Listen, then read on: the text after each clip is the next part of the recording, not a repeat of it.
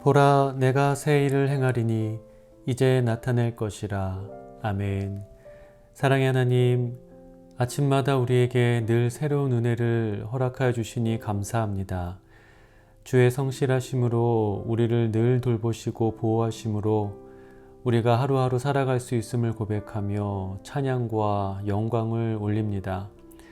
말씀과 기도의 시간 가운데 함께하여 주셔서 우리가 하나님을 더욱 가까이 할 수 있도록 이끌어 주시고 매일의 삶 속에서 십자가의 능력을 늘 체험하며 살아갈 수 있도록 인도하여 주시옵소서.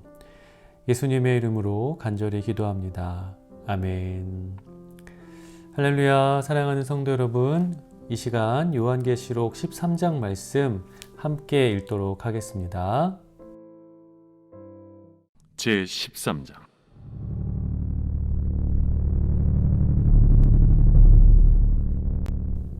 내가 보니 바다에서 한 짐승이 나오는데 뿔이 10이요 머리가 7이라. 그 뿔에는 10 왕관이 있고 그 머리들에는 신성모독하는 이름들이 있더라.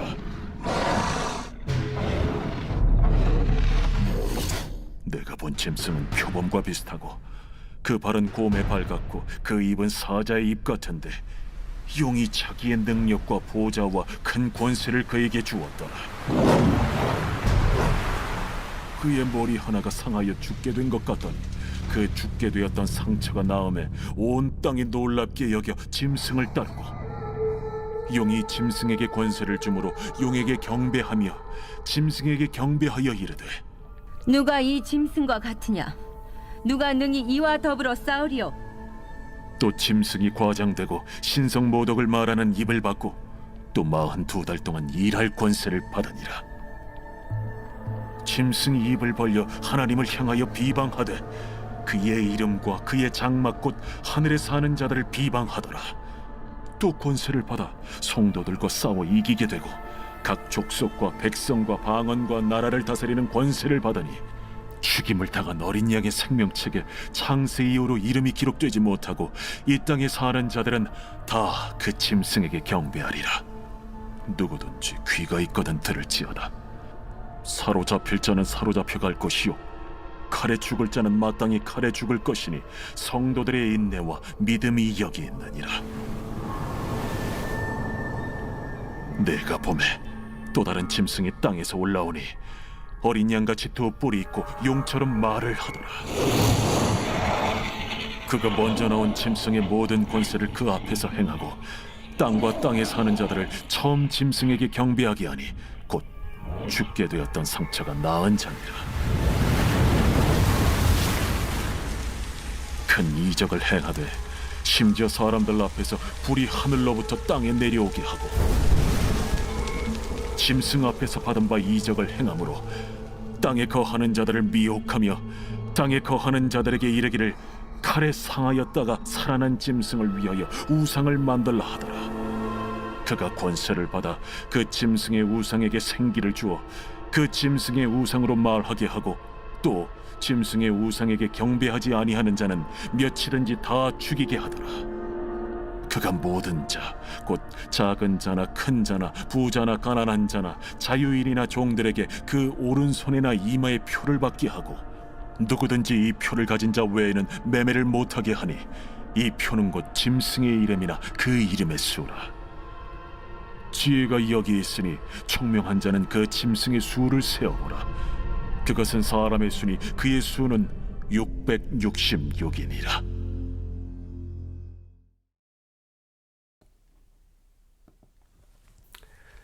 할렐루야. 사랑하는 성도 여러분, 10월 15일 토요일 새벽 예배 이 귀하고 복된 자리에 나오신 모든 분들을 주님의 이름으로 사랑하고 축복합니다. 자, 여러분, 오늘은 우리 YM 학생들이 하이킹을 떠나는 날입니다.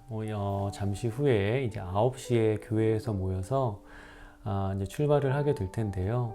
이제 총 6명의 우리 아이들과 우리 좌한 전도사님 또 그리고 우리 김혜권 집사님께서 또 발런티어로 함께 동참해 주셨습니다.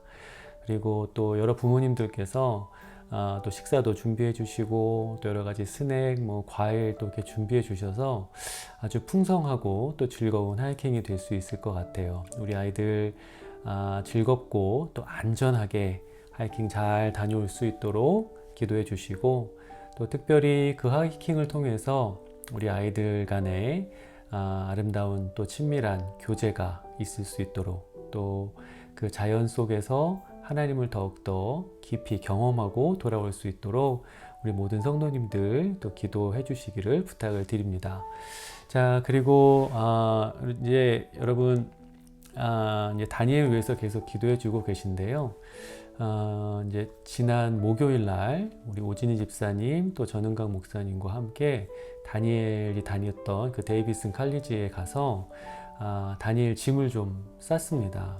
그래서 학교 창고에 보관할 짐도 따로 정리하고, 또 한국으로 가져갈 짐도 또 이제 따로 챙겨서 이제 가지고 왔는데, 여러분, 우리가 비록 이제 잠시 우리 다니엘 휴학했기 때문에 짐을 정리를 하긴 했지만, 우리 다니엘이 곧 하나님의 그 치유하시는 능력 가운데 완전한 회복을 이루어서 다시 그 학교로 돌아와서 그 쌌던 모든 짐을 다시 풀고 이제 일상의 삶으로 돌아올 수 있게 될 줄로 믿습니다.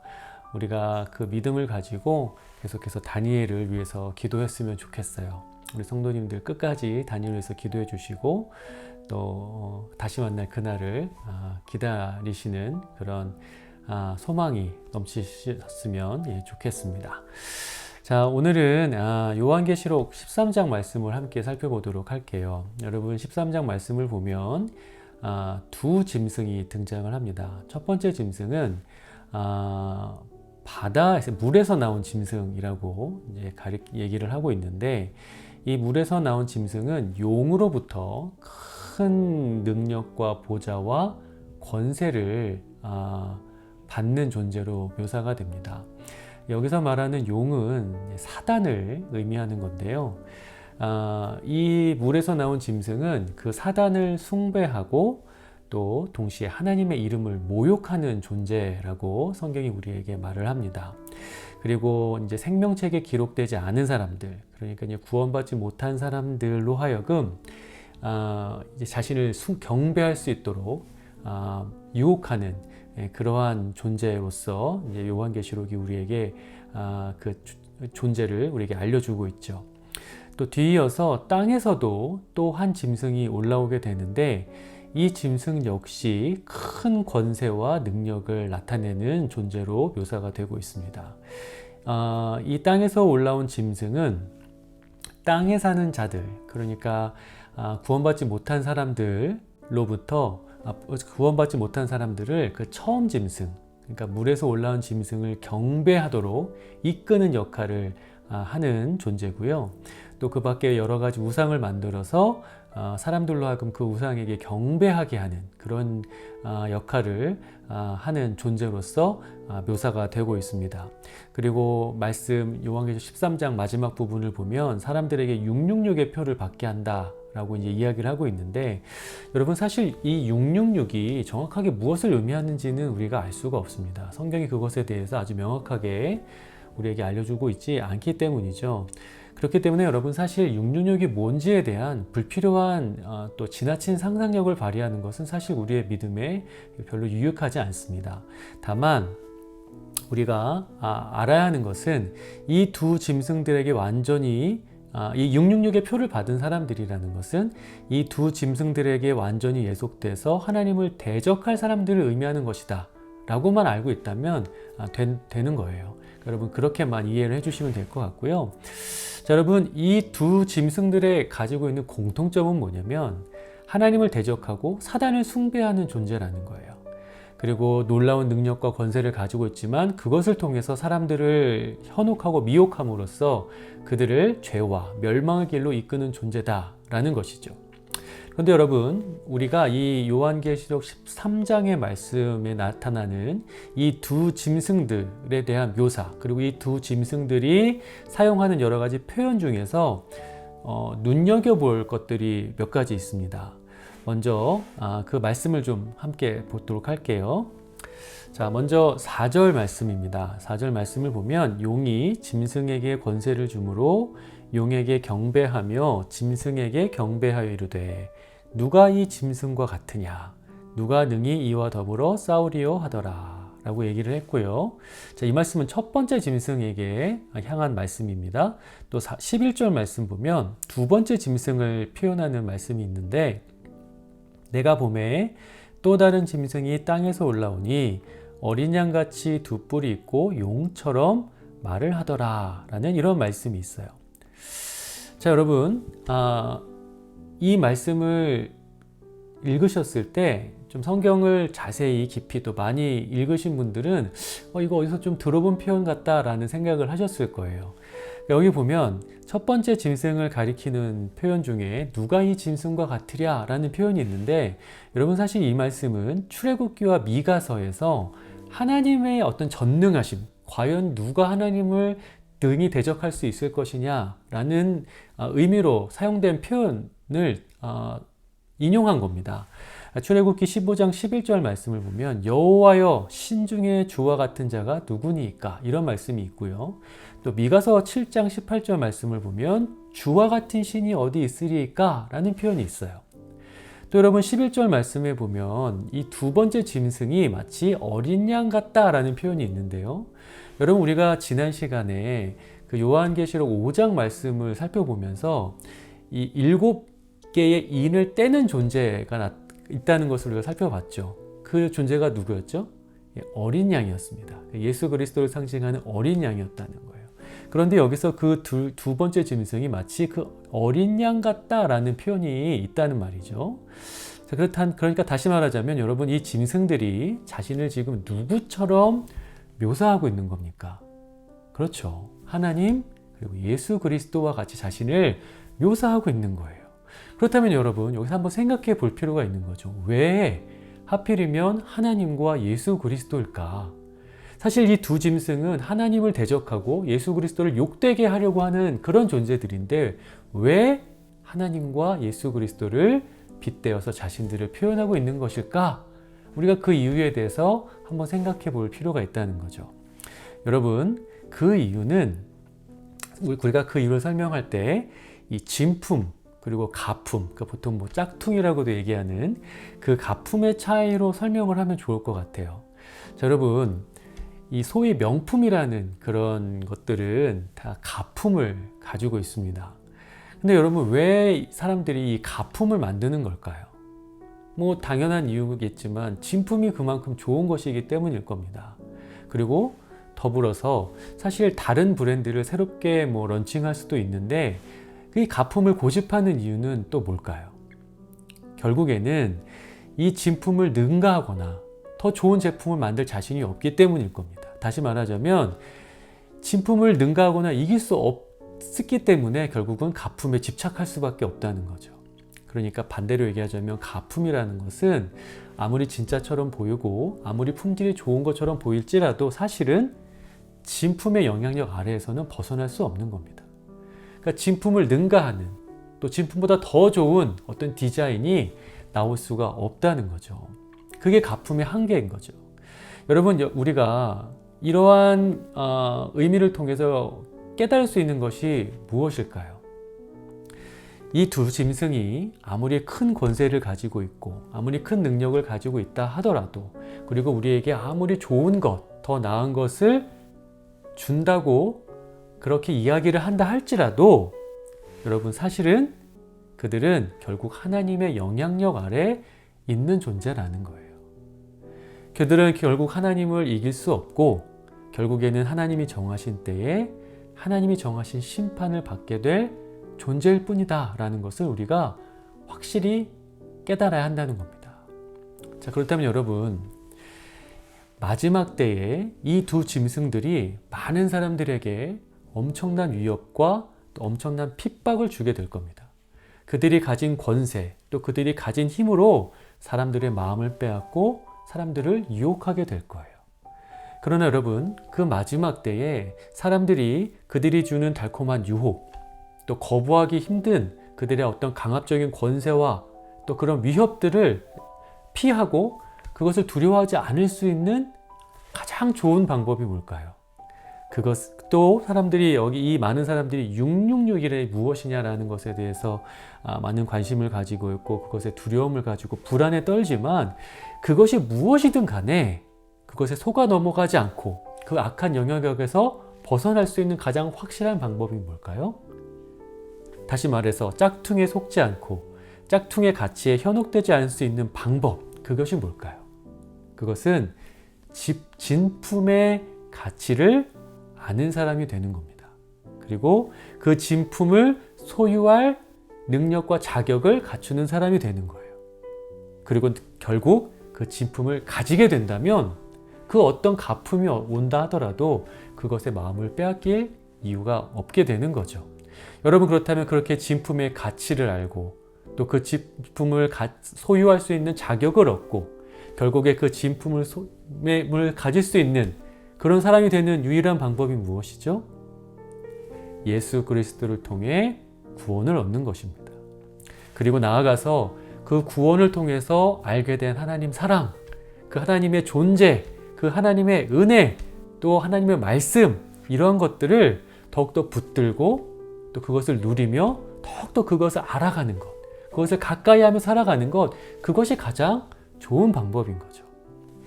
여러분, 요한계시록은 모든 내용이 이미 알고 계신 것처럼 굉장히 다양한 비유, 다양한 상징으로 기록되어 있습니다.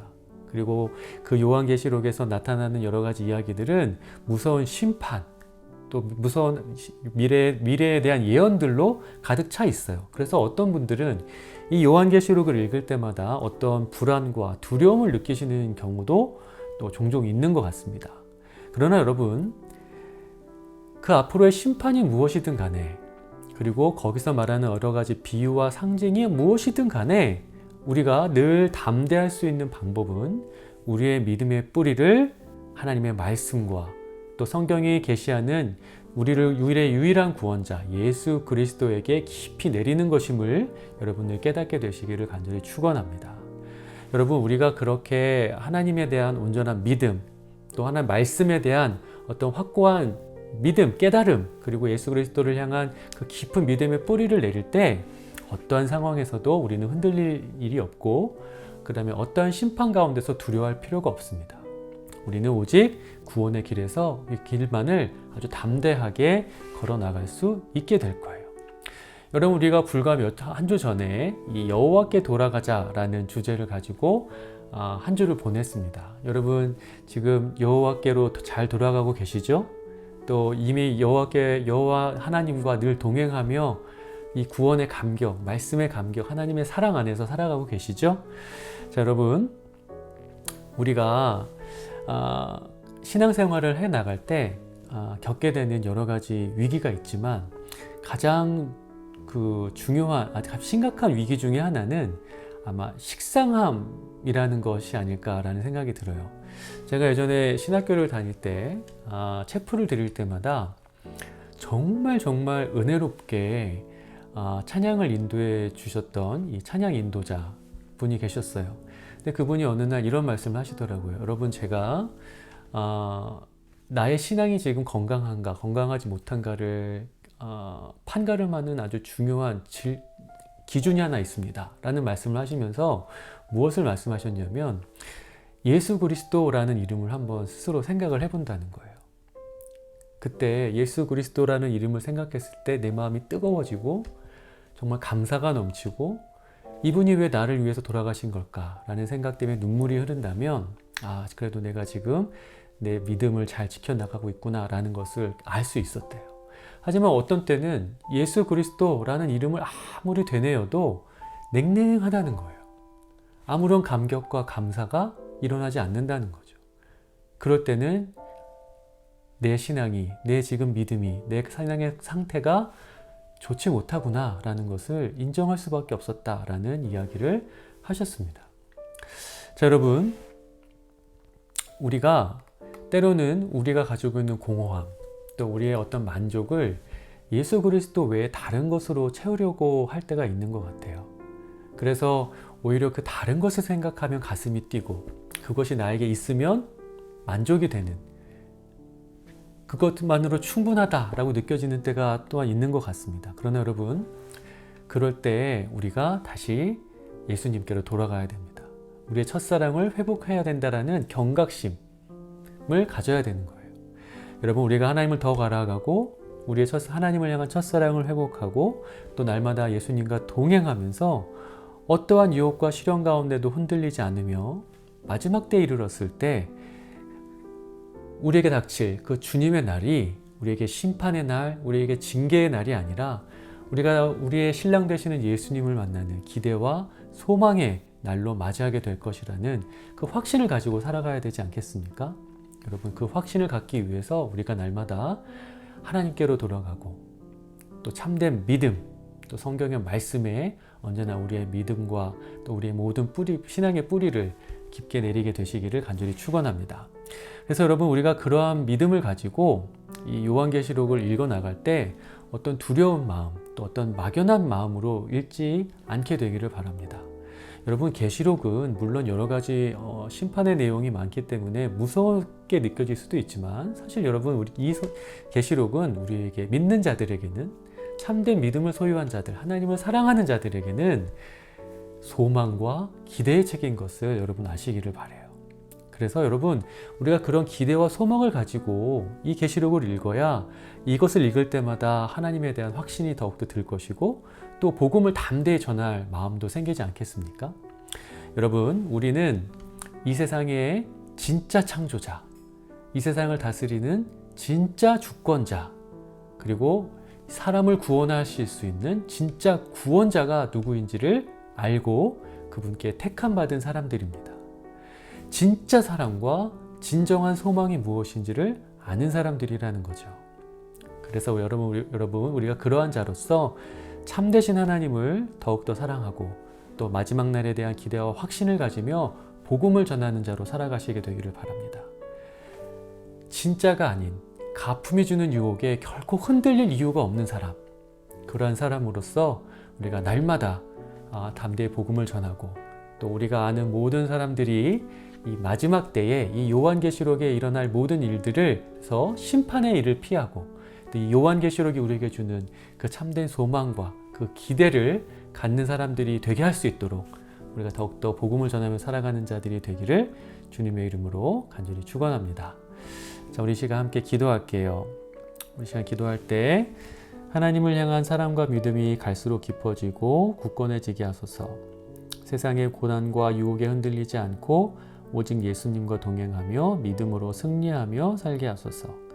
마지막 때에 모든 사람들이 주님의 얼굴을 기쁨과 소망으로 바라볼 수 있도록 복음을 전하며 살게 하소서. 이렇게 기도해 주시고요. 또 교회를 위한 기도하겠습니다.